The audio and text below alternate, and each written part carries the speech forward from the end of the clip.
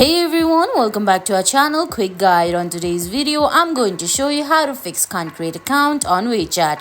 It's very quick and easy, so let's get started. First, you have to open the app on your phone. If you don't have the app yet, you can get it from Google Play Store or Apple App Store.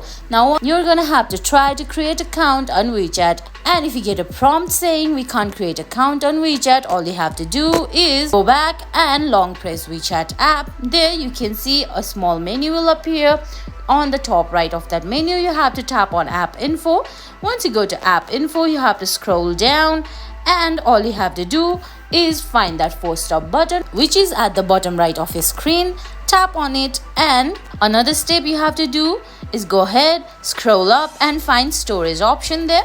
Under storage option, you can see there are options like app, data, clear cache and total. You have to select cache and clear it. Then you have to go ahead and clear data as well. And guys, after doing these steps, your problem of not being able to create account on WeChat will be solved. And that's it. I hope you found this video helpful. If you did, please give it a thumbs up, leave a comment, subscribe to our channel and hit that bell icon. See you in the next video. Thanks for watching.